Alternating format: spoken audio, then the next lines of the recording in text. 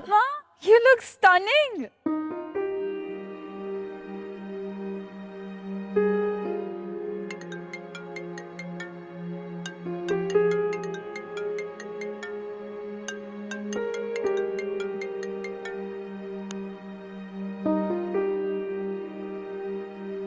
बोलो नताशा। ना सलाम ना दुआ। हाँ यार बिजी हूँ, थोड़ा काम में लगा हुआ हूँ। मीटिंग में हो? नहीं नताशा, किसी मीटिंग में नहीं हूँ मैं। अच्छा बुरा तो ना मानो, मैंने तो तुम्हें राज़ी करने के लिए फ़ोन किया है और तुम बुरा मान रहे हो। नहीं नताशा, तुमने कुछ नहीं किया, वाकई कुछ नहीं किया तुमने। एक्चुअली मैं काम में मसरूफ़ था, तो काम में डिस्ट्रैक्शन आ जाए ना तो फिर से फोकस करना थोड़ा सा मुश्किल हो जाता है। I hope you understand. पता नहीं क्या हो जाता है मेरे साथ, मुझे तो समझ ही नहीं आई। पता नहीं मैं जाने अनजाने में क्या क्या बोल गई। फातिमा को बहुत बुरा लगा होगा ना। I feel so bad, it's so embarrassing, the poor girl. I don't think I should have said all that. हाँ ना, तुम बताओ क्या कर रही थी, क्या चल रहा है, क्या हो रहा है? So sorry, I am really sorry Amar. क्या हो गया नताशा, ऐसे क्यों सोच रही हो तुम? इट्स ओके ना, आई अंडरस्टैंड। कुछ नहीं यार, मैं सोच रही थी कि कल जो मेरा बिहेवियर था वो बिल्कुल सही नहीं था, इसलिए मैंने सोचा कि फातिमा से माफ़ी मांगने से पहले मैं तुमसे माफ़ी मांग लूँ। Will you forgive me? You know what Amar, मैं बहुत पॉसेसिव हो जाती हूँ तुम्हें लेके। हमारे बीच में अगर मुझे लगे कि कोई भी आ रहा है ना तो मुझे आग लग जाती है। I just can't take it, but I know it's my fault. मैं हूँ ही इतनी इनसिक्योर। अच्छा छोड़ो, इस टॉपिक में हम बाद में बात करते हैं। अभी मैं थोड़ा सा बिजी हूँ, शाम में फ्री होके तुम्हें पिक करता हूँ, फिर कहीं चलते हैं, ठीक है? फिर बात करेंगे इस बारे में। ओके, तुम फिर आ जाओ, हम प्लान कर लेंगे। बाय। बाय।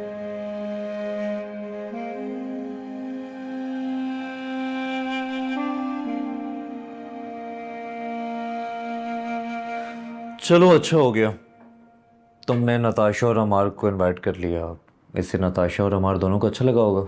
लेकिन मैं हैरान होती हूँ राहिल कि लोग किसी भी रिश्ते को कोई भी नाम दे देते हैं।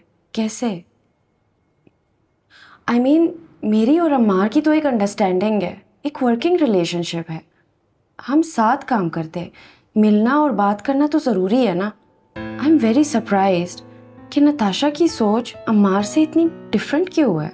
मैं तो यही सोच रही थी कि नताशा तो एक आर्टिस्ट है, उसने मास्टर्स किया हुआ है, वो ऐसे कैसे सोच सकती है। कुछ लोगों की ऐसी नैरो माइंडेड सोच होती है।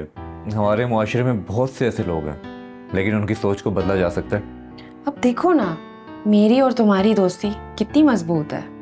मुझे क्या फील होता है कि दोस्ती तो दोस्ती होती है, चाहे वो लड़का हो लड़की हो, दोस्त तो दोस्त होते हैं। लेकिन यहाँ के लोग दोस्ती और रिलेशनशिप के बीच में फर्क नहीं समझ सकते। लेकिन मुझे लगता है कि हम लोगों की सोच को नहीं बदल सकते। क्यों नहीं बदल सकते? बदल सकते हैं। किसी की एक बात पूरे मुआशरे में रेवोल्यूशन ला सकती है। बस हमें क्या करना है कि हमें पॉजिटिव रहना है, ना उम्मीद नहीं होना। ये लोग भी बदलेंगे और इनकी सोच भी। Wow, it's amazing.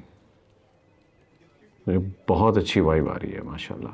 Sir I think ये प्रोजेक्ट हमारा सारे प्रोजेक्ट्स में सबसे ज़्यादा प्रॉफिटेबल होगा। अल्लाह करे। एक काम करो कि एक लैंड सर्वे करा लो, फिर बाद में हम पेपर साइन कर लेंगे। Of course sir. बल्कि एक काम और भी करो, तुम एक टीम तश्कील दो और मेक श्योर करो कि उस टीम में अम्मार, फातिमा और राहिल का होना बहुत ज़रूरी है, और फिर सर्वे के लिए भेज देंगे। हिल स्टेशन है सर, ड्राइवर हमें वहाँ का मुकामी ही रखना होगा, थोड़ा रिस्की है। हाँ लेकिन जितना मैं अम्मार को जानता हूँ वो कंफर्टेबल नहीं होगा किसी की ड्राइव में, तो वो खुद ही ड्राइव करेगा। सर आप नहीं समझते थोड़ा रिस्की होगा? नहीं नहीं यार, बहुत ज़िद्दी है, तुम तो जानते ही हो। लेकिन आई विल मेक श्योर कि वो ज़रा एहतियात से चलाए, और इज़ अ गुड ड्राइवर, अच्छी तरह हैंडल कर लेगा। You don't worry. जी right sir. Look at this, अल्हम्दुलिल्लाह। वाओ। अच्छा, तो फातिमा तुम्हें ये परेशानी है कि तुम मुत्तकी हो या नहीं, क्योंकि तुमने पढ़ा है कि हिदायत सिर्फ परहेजगारों के लिए। क्या लगता है फातिमा तुम्हें कि मुत्तकी परहेजगार कौन होता है? जो अल्लाह के पसंदीदा लोग होते हैं जिनसे अल्लाह ताला प्यार करते हैं। अल्लाह को तो अपने सभी बंदे प्यारे हैं। और जो लोग नेक होते हैं वो नेक बनने से और नेकी करने से इससे कहीं ज्यादा बड़ी फजीलत है इस बात को कि गुनाह ना करना, उससे बचना, उससे परहेज करना। जैसे हम अपने डॉक्टर के कहने पे उन चीजों से परहेज नहीं करते जो हमारी सेहत के लिए अच्छी नहीं है। कुछ समझ में आई बात? बस मुत्तकी कहलाने के लिए क्या यही बात काफ़ी है? देखो फातिमा, मुत्तकी भी परहेज करता है, मोहतात रहता है, कॉन्शियस हो जाता है अपने रब के अहकामात से, हिदायत से जो नसीहत की सूरत में उसके दिल और दिमाग में, हर उस ख्याल से, हर उस बात से, हर उस अमल से जो उसके रब को नापसंदीदा है, क्योंकि वो अपने रब को नाराज नहीं करना चाहता। और यही वजह है, यही बुनियाद है हर उस अच्छी सोच की, उस सवाब के अमल की, कि मुत्तकी को, परहेजगार को एहसास रहता है अपने रब का, उसके अहकामात के जरिए खौफ रहता है अल्लाह का। अल्लाह से खौफ? हाँ, अल्लाह से खौफ, लेकिन उसके कहर से ज्यादा उसकी मोहब्बत और रहमत के छिन जाने का खौफ। जैसे हमारे करीबी नहीं होते जिनसे हम बहुत मोहब्बत करते हैं और हमें डर होता है कि वो कहीं हमसे छिन ना जाए, ऐसे। यानी कि जब तक हम गुनाह ना कर ले, गुनाह के ख्याल आने से कुछ नहीं होता, लेकिन नेकी के ख्याल आ जाने से नेकी लिख दी जाती है। एग्जैक्टली। सुभान अल्लाह। पता नहीं क्या बात है, आप जब भी मुझे किसी भी चीज़ के बारे में समझाते हैं मेरे सारे कॉन्सेप्ट्स क्लियर हो जाते हैं, आपकी सारी बातें दिल को लग जाती है। ये सब कुछ है ही आसान, बस सिर्फ एक बार एहसास हो जाए, मंजिल आसान है। इंशाल्लाह। थैंक यू उस्मान साहब।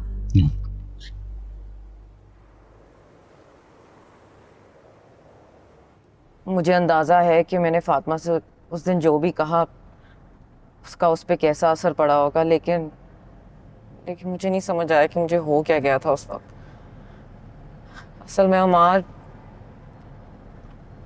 फातिमा के अब्बू ने जो मेरे अब्बू के साथ किया उसको मैं भुला नहीं सकती।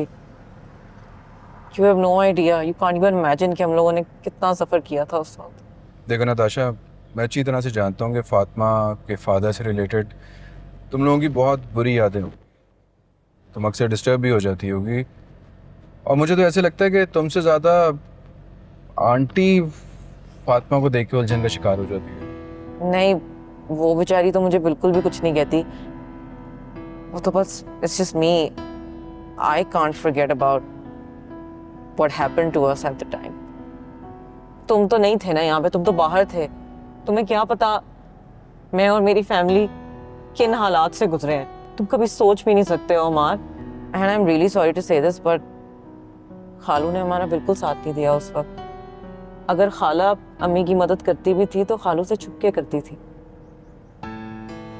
नताशा भूल जाओ ना ये सारी बातें। देखो मैं अच्छी तरह से जानता हूँ कि फातिमा के फादर की वजह से बहुत तकलीफ़ों का सामना करना पड़ा होगा तुम्हें, लेकिन मैं भी यहाँ पे नहीं था, मुझे भी कुछ नहीं याद, और आई एम श्योर कि फातिमा को भी कुछ नहीं पता होगा उस बेचारी का क्या कसूर। हाँ सही कह रहे हो, भला उस बेचारी का क्या कसूर। एग्जैक्टली। अब प्लीज़, अब तुम भी इस बात को समझो और आंटी को भी ये बात समझाने की कोशिश करो कि there is nothing between us. हम लोग प्रोफेशनली एक दूसरे से बात करते हैं, we are just business partners, that's it.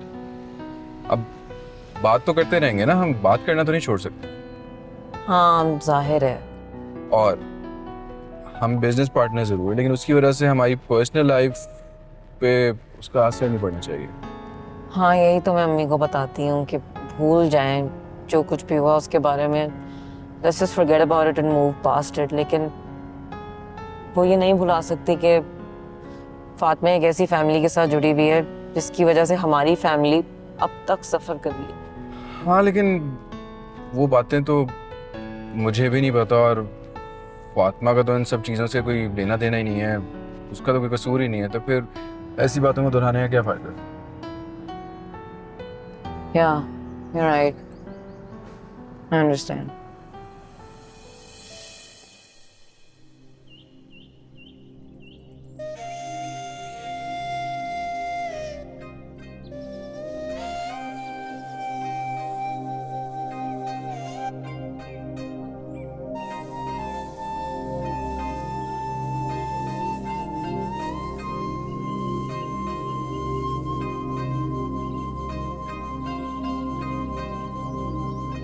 क्या लगता है फातिमा तुम्हें कि मुत्तकी परहेजगार कौन होता है? जो अल्लाह के पसंदीदा लोग होते हैं, जिनसे अल्लाह ताला प्यार करते हैं। अल्लाह को तो अपने सभी बंदे प्यारे हैं। और जो लोग नेक होते हैं वो नेक बनने से और नेकी करने से इससे कहीं ज्यादा बड़ी फजीलत है इस बात को कि गुनाह ना करना, उससे बचना, उससे परहेज करना। जैसे हम अपने डॉक्टर के कहने पे उन चीजों से परहेज नहीं करते जो हमारी सेहत के लिए अच्छी नहीं है। कुछ समझ में आई बात? आप इतना प्यार करते हैं अपने बंदों से, इतनी मोहब्बत, बार बार माफ़ करते हैं, बार बार वापस बुलाते हैं अपनी तरफ, बार बार नवाजते हैं, और हम इंसान, हमारे पास शुक्र अदा करने का भी टाइम नहीं। इतने साल आपकी मोहब्बत को महसूस किए बगैर ज़ाया कर दिए।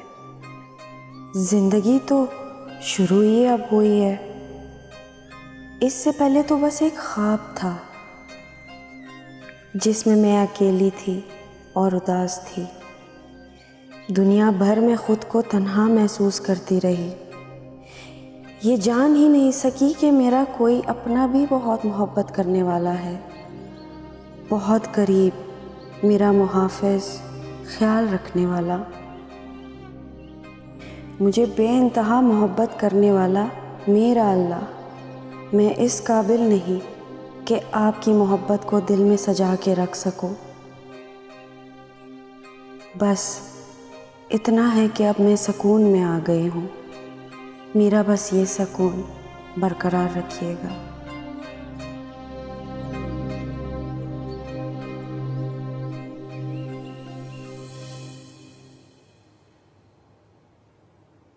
This is kind of cute, but not for everyday wear. No. I love this color, but I don't like the design. Oh my God. Amar, this is just perfect. Look at this. मैं सोच रही थी इस तरह कुछ pieces ले लूँ शादी के बाद के लिए. What do you think it looks like? शादी के बाद की ड्रेसेस सभी से क्यों पसंद कर रही हो? तो फिर कब देखूं? जब शादी होगी तब। वो ही तो पूछ रही हूँ, शादी कब होगी? क्या हो गया नताशा? आराम से बात करो। नहीं तो मुझे बता दो ना एक बार कि तुम्हें शादी कब? तू पास है ये जानते हैं हम, मगर हमें तुम्हें यूं ही मिलना ही था।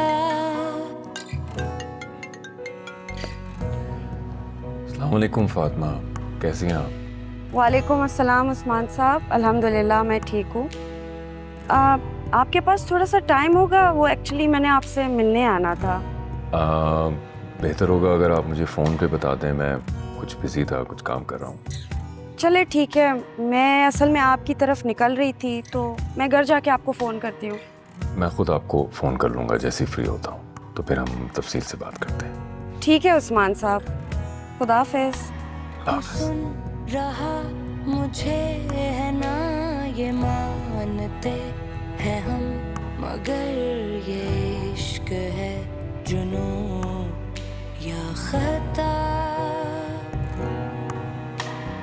तू है नहीं रूबरू, फिर भी तू चार सू, मेरा कुछ भी नहीं कि मुझ में भी बसा तू। क्यों तुझ पे ही यार के मेरी हर आरज़ू, मेरी हर जुस्तजू की आखिरी रज़ा तू।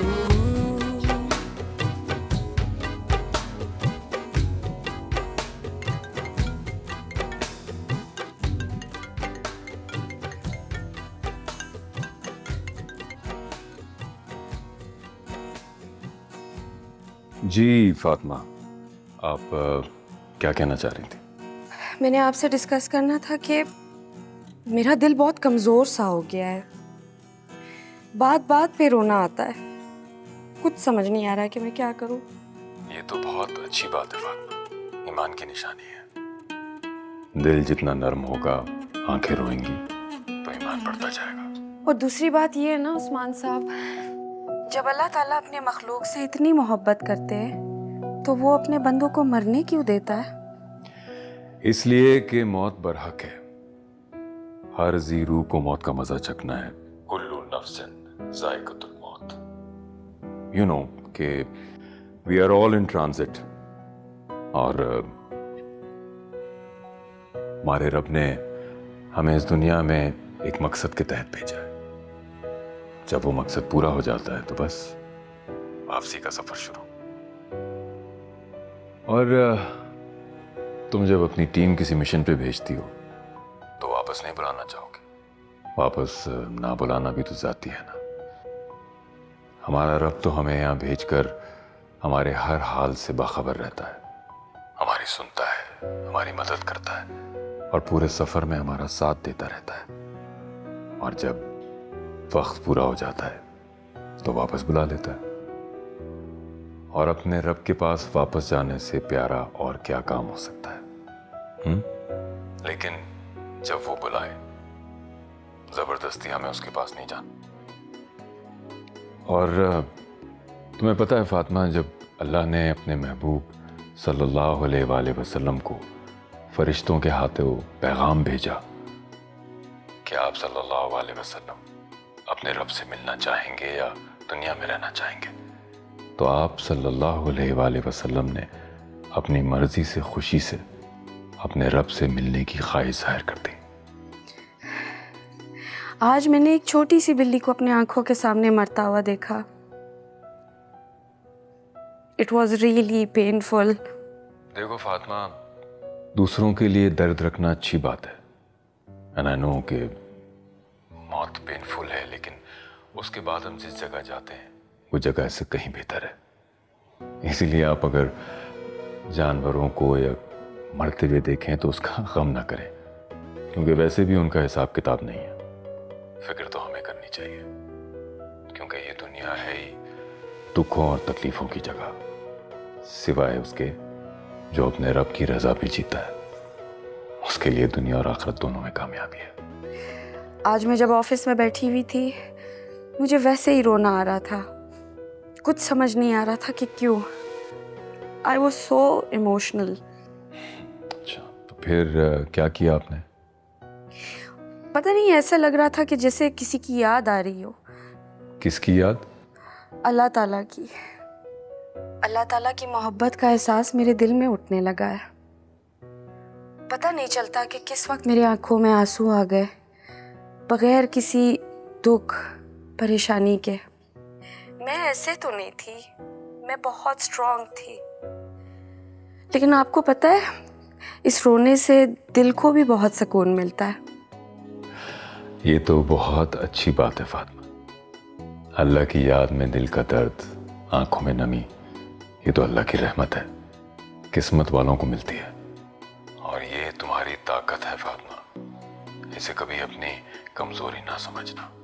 इस बात का मतलब जानती हो ना फातिमा, नरम दिल कौन होते हैं? जो दूसरों का दुख, दर्द, तकलीफ देख तक नहीं सकते, तकलीफ देना तो दूर की बात है। और अल्लाह का शुक्र अदा करो कि उसने तुम्हें ताकत दी है। ये तुम्हारे दिल की कैफियत देख के मुझे ऐसा लगता है कि तुम अपने रब के यहाँ मकबूल हो। तुम्हें बहुत बहुत मुबारक हो। बस अब इस फीलिंग को दायम और कायम रखना। अल्लाह कामयाब करे तुम्हें। ओके, अल्लाह हाफिज।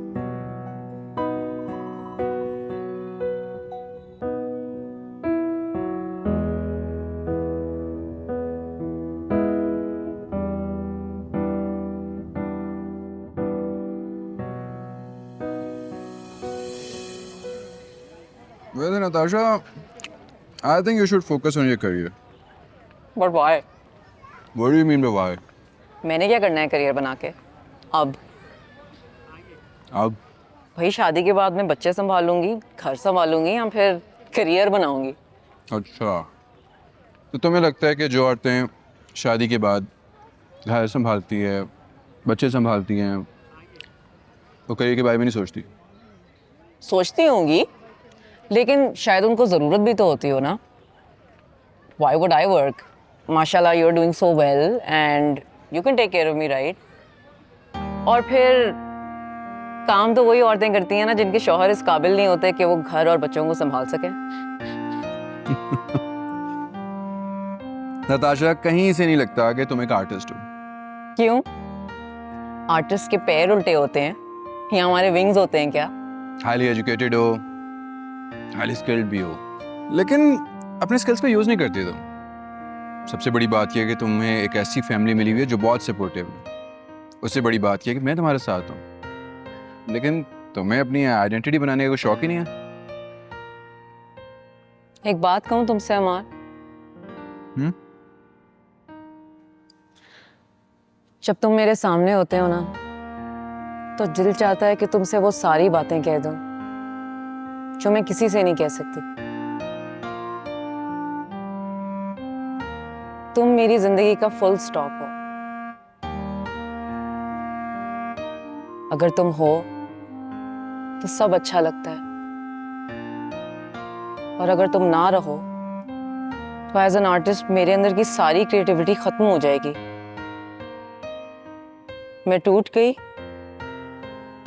तो मेरे सारे ख्वाब भी मेरे साथ मर जाएंगे। रह जाएगा तो सिर्फ एक उजड़ा हुआ गुलिस्तान जिसे दिल कहते हैं।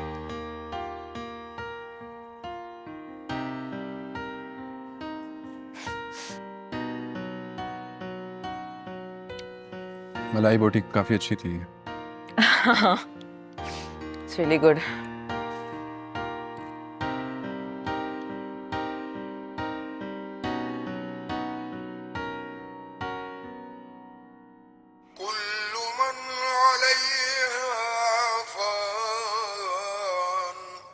जो मखलूक जमीन पर है सबको फना होना है।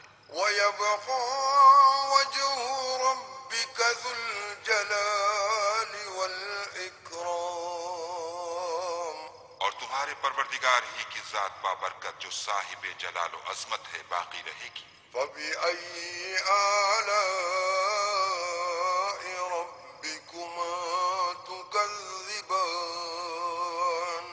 तो तुम अपने परवरदिगार की कौन कौन सी नेमत को झुटलाओगी? कुछ भी न मेरा, सब कुछ है तेरा, सुरमई अंधेरा, मेरा है सवेरा। ढूंढ लाओ मुझे, मैं हूँ लापता। कुछ भी न मेरा, सब कुछ है तेरा, सुरमई अंधेरा, मेरा है सवेरा।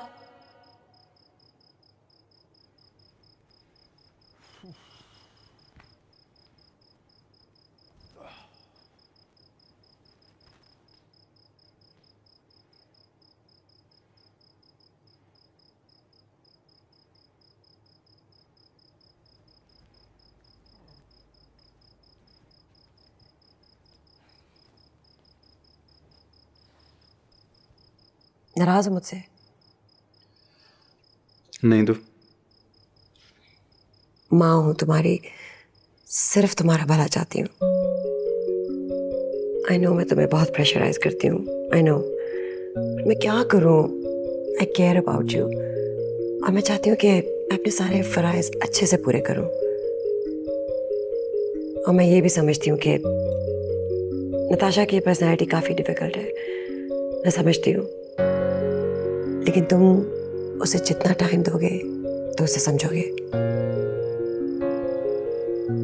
मोहम्मद, मैं सारा दिन तो उसको नहीं दे सकता ना, एक हद तक टाइम स्पेंड कर सकता हूँ उसके साथ। टाइम लगेगा अब इसको समझने में, इतनी जल्दी इतना बड़ा स्टेप नहीं ले सकता मैं। अच्छा छोड़ो, बहुत दिन हो गए तुमने मेरे हाथ की बनी कोई चीज़ नहीं खाई। आज मैंने तुम्हारे लिए एक सरप्राइज डिश बनाई है, मैं लगाती हूँ।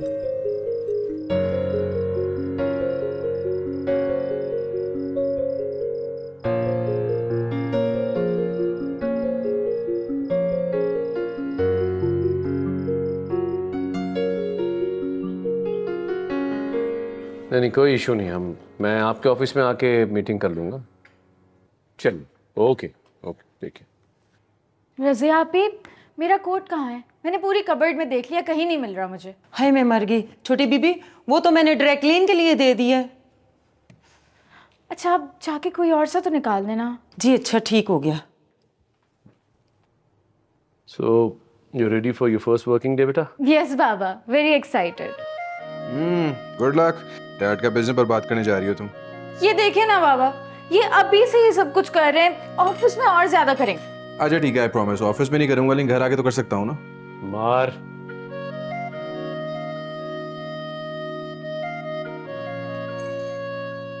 Okay guys, I am leaving. चलता हूँ मैं। अरे 1 मिनट ठहर जाओ, मुझे साथ लेके जाओ भाई। आप लोगों ने तो ऑफिस जाके कुछ करना नहीं है, but I have few meetings line up, so मैं चलता हूँ। अमार बहुत जुनूनी है भाई काम के बारे में। बड़ा काम करता है। अच्छा सुबह सुबह ये क्या हो रहा है? नाश्ता करो आराम से, तुम कॉफी पियो। नहीं मॉम, कॉफी पी ली है मैंने, नाश्ता मैं ऑफिस जाके करूँगा। Okay, goodbye. Such a weirdo, I swear. मुझे तो पता भी नहीं है आप लोगों ने इसको रखा क्यों है ऑफिस में। अच्छा चुप।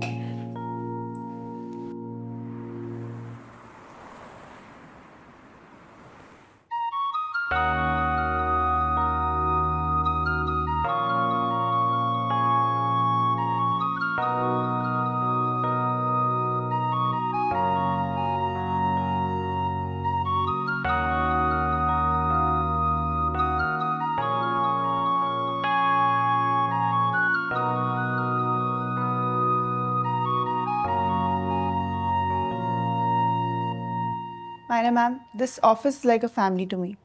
मैं रोज़ सुबह उठ के इतनी एक्साइटेड होती हूँ ना कि मुझे इस ऑफिस आना है और काम करना है। It's amazing. That's nice, that's great. Anyways, Myra, welcome. Today is your first day in this office. Wishing you all the very best. Thank you. वैसे फातिमा, जिस तरह से तुमने मुझे और अफशा को ट्रेन किया है, मुझे उम्मीद है कि मायरा भी जल्द सीख जाएगी। अब राहील सर, ये आप कैसी बातें कर रहे हैं? ये ऑफिस मैम मायरा और अमार सर का ही तो है, और वैसे भी फैमिली बिजनेस को अडॉप्ट करना is very easy. I hope ma'am Myra बहुत अच्छा करेंगी। आज ट्यूसडे है, I have to go to church is well. मैं आप सबके लिए प्रे करूँगी।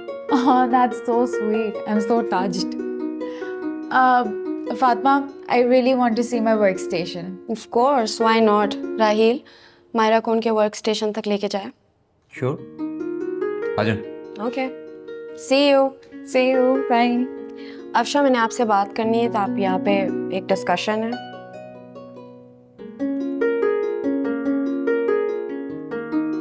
ये मैंने आपको ईमेल भेजी थी, तो ये अभी तक इसकी करेक्शन नहीं हुई है। मैम, मैंने आपको ये सेंड करना था, पर आई डोंट नो कोई कनेक्शन का इशू था। I will send you again. Okay, मुझे जल्दी से भेज दो ताकि मैं इसको अपडेट कर लूँ फिर।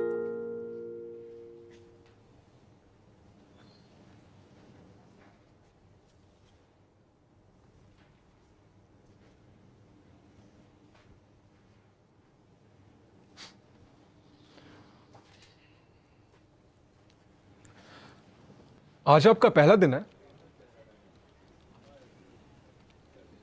जी। तो कुछ बातें हैं जो मैं आपको बताना चाहता हूं। क्या बात? आप सर राहील के अंडर काम कर रही हैं, तो आपको ये पता होना जरूरी है कि मैं उनका राइट हैंड हूं। तो so you have to obey me. Oh ji. Good. चले काम करें आप। बाय द वे, आप पहली मर्तबा प्रेजेंटेशन बना रही हैं? जी सर, मैंने इससे पहले कहीं काम नहीं किया है, ये मेरी पहली दफ़ा है। बताया था सर, राहील ने बताया था, बट आपको फिक्र करने की जरूरत नहीं है। मैं हूं ना, मेरे साथ रहिएगा, सब सिखा दूंगा। Thank you. हाँ, सब जल्दी जल्दी सीख लें। इन दिनों जहांगीर साहब चक्कर लगाएंगे, उनके सामने आपकी इमेज अच्छी होनी बहुत जरूरी है। ओह, वैसे ये जहांगीर साहब कौन है? आपको जहांगीर साहब का नहीं पता? He is the owner of the company. Amar sir, Raheel sir, even के मैम फातिमा, सब उनके अंडर काम करते हैं। He is a very kind guy, और नए टैलेंट को बड़ा अप्रिशिएट करते हैं वो। अच्छा, थैंक यू। मैं काम करूं? हाँ ठीक है। बाय द वे, आपकी सैलरी क्या डिसाइड हुई है? सर, अभी तक किसी ने कुछ पूछा ही नहीं। कोई नहीं, मैं इंक्रीमेंट लगवा दूंगा। पहले दिन इंक्रीमेंट करवा देंगे? हाँ, कोई मसला ही नहीं है। आप अच्छा काम करें, लोगों को अच्छा काम दिखाएं, इंक्रीमेंट लगाना कौन सा मुश्किल है। वाह, thank you so much sir. मैं काम कर लूँ अब? हाँ चले, बस आप बिल्कुल मेरे सामने रहिएगा, मेरा डेस्क ही है। थैंक अच्छा काम करना।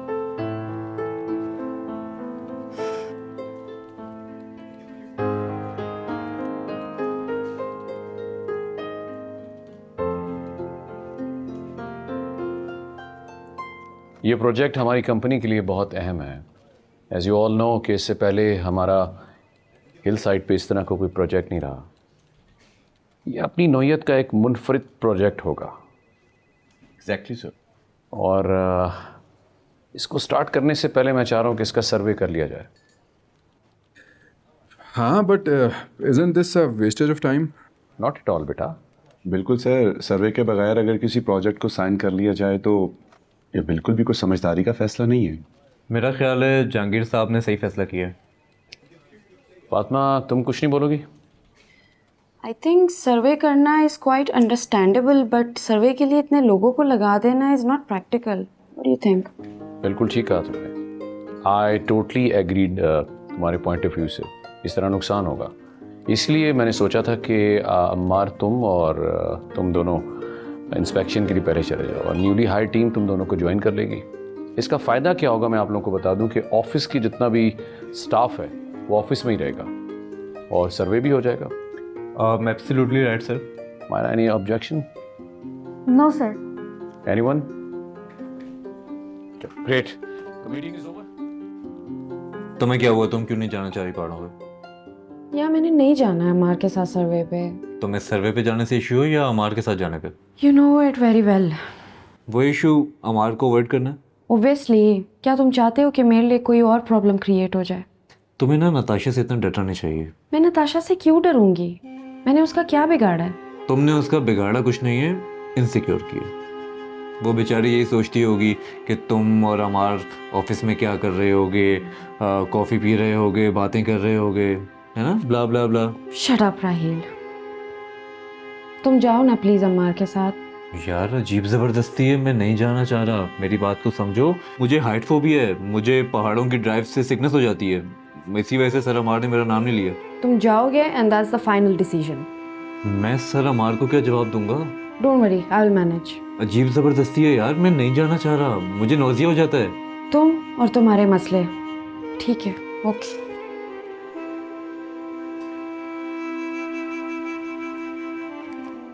अजीब ज़बरदस्ती है यार।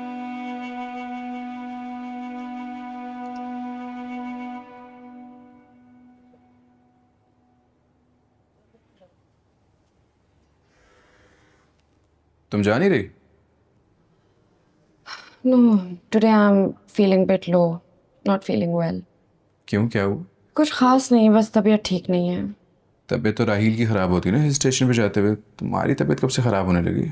मैंने कब कहा कि मुझे हिल स्टेशन से मसला है? मेरी तबीयत तो वैसे ही मौसम की वजह से ख़राब है। अभी तक तो सब ठीक था, ये अचानक मौसम चेंज होने लगा और तबीयत ख़राब होने लगी तुम्हारी। तबीयत तो अचानक ही ख़राब होती है अम्मार, पहले से ईमेल नहीं आ जाती that your sickness is expected. कैसे बात कर रही हो? मैंने कोई ऐसी बात तो नहीं की थी कि तुम्हें बुरा लगे। यू इन्वेस्टिगेट कर रहे हो जैसे कि मैंने मरी जाने से इनकार क्या कर दिया, कोई क्राइम कर दिया। तुम हैरान कर रही हो मुझे। भला उस वक्त मना कर देती जब डैड तुम्हें कह रहे थे। सबके सामने मैं क्या बोलती, अब कह दिया ना तुम्हें। अच्छा, डैड को बताया तुमने? क्या कहा उन्होंने? नहीं, अंकल को नहीं बताया, लेकिन उनको क्या एतराज़ हो सकता है? उनको पता ही है कि राहील साथ जा रहा है, तो फिर आई थिंक कोई इशू नहीं होना चाहिए।